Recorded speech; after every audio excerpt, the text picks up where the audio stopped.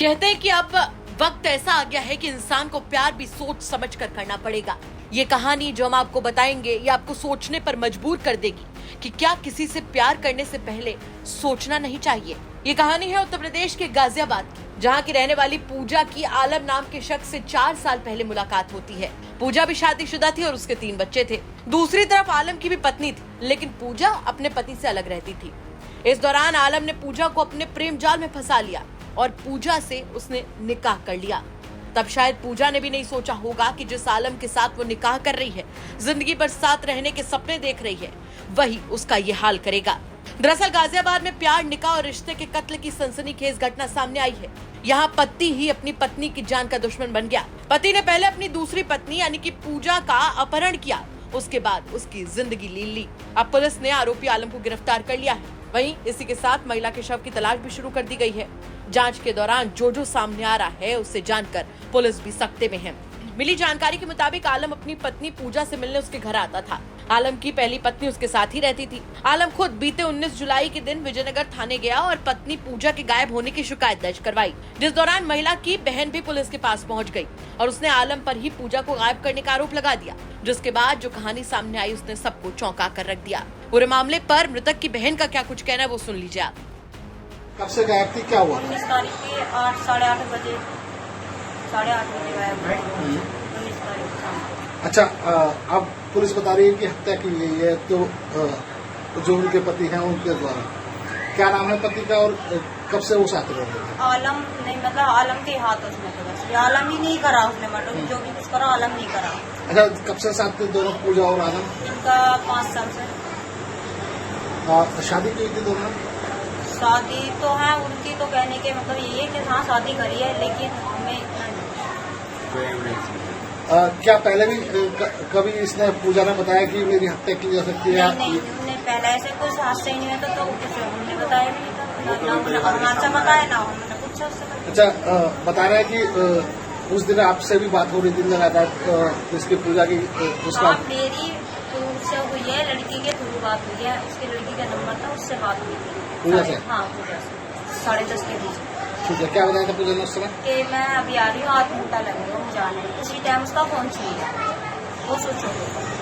ये बताओ ना, परिवार के सामने वो कभी आ सकते हैं, परिवार के बारे वो हमारे परिवार के सामने नहीं आता था, पीछे ही आता था।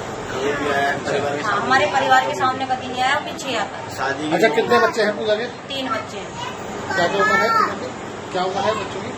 बड़ी लड़की 13 साल की, छोटा बच्चा 8-10 साल का, उससे छोटी लड़की 4.5 साल की। तो वहीं इस पूरे मामले पर पुलिस की तरफ से क्या कुछ जानकारी दी गई वो भी सुन लीजिए आप। एक मामला का आज खुलासा थाना विजयनगर पुलिस ने किया है। एक महिला थी जो पहले उसकी गुमशुदगी लिखी गई थी, फिर उसमें शंका व्यक्त की गई कि इसको मार दिया गया है। तत्काल अभियोग दर्ज किया गया और उसमें जो संदेही अभियुक्त था, जब उसको कब्जे में लेकर कड़ाई से पूछताछ की गई तो पूरा उसने उसकी हत्या करने की कहानी बताया है। और उसके निशानदेही पे जो डेड बॉडी है उसकी अभी तलाश की जा रही है। डेड बॉडी अभी रिकवर नहीं हुई है। जो अभियुक्त है उसका कहना है कि उससे 5 साल पहले से प्रेम संबंध थे, फिर उससे शादी कर लिया था और वो ऑलरेडी शादीशुदा है। और जो महिला थी वो भी शादीशुदा थी, बच्चे भी हैं उसके। वो बार बार दबाव बनाती थी कि तुम अपने पहली वाली पत्नी को छोड़ दो, मेरे साथ रहो। इसी से तंग आकर उसने उसकी हत्या किया था और हत्या करके डेड बॉडी को नहर में फेंका है। डेड बॉडी को रिकवर करने का प्रयास किया जा रहा है और पूरी कड़ी वैधानिक कार्रवाई इसमें सुनिश्चित की जा रही है। सर, किस तरीके से हत्या की गई, किस तरीके से इस महिला के शव को नहर में बहा गया है, कहाँ लोकेशन है सर?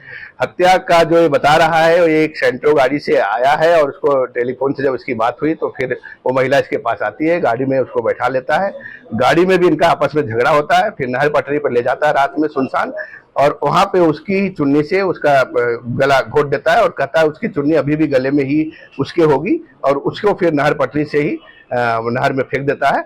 और इसके बाद आके थाने पे गुमशुदगी भी लिखाता है अपने को बचाने के लिए, ताकि उस पर शक न हो कि उसकी पत्नी कहीं गायब हो गई। सर, 4 साल से दोनों साथ रह रहे थे, प्रेम संबंध से शादी भी कर चुका था आरोपी। उसके बाद क्या कुछ ऐसी वजह रही कि हत्या उसके द्वारा की? उसकी वजह जो ये बता रहा है कि वो बार बार तंग करती थी कि अपने जो उसकी पहले से शादीशुदा बीबी और बच्चे हैं उनको छोड़ के वो इसके पास ही रहे, उनसे कोई मतलब न रखे।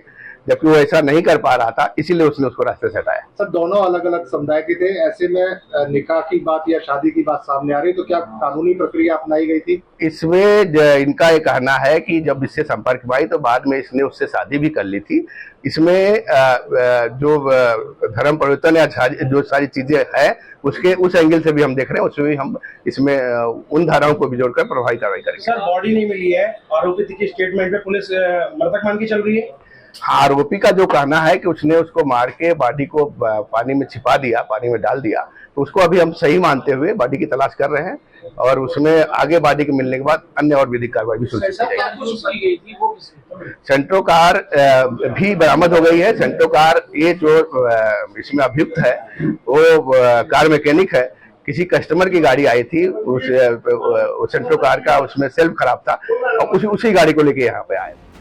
जरा सोच कर देखिए कि अपनी पहली पत्नी सना के लिए पूजा को आलम ने अपना शिकार बना लिया।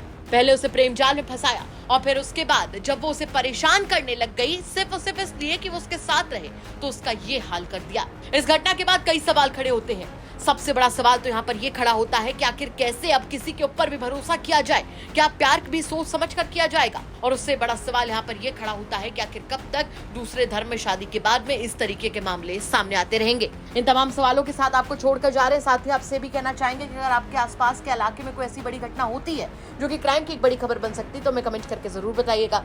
हम उसकी तह तक जाएंगे, उसके बाद में उसे खबर के तौर पर आप तक जरूर पहुंचाएंगे। नमस्कार।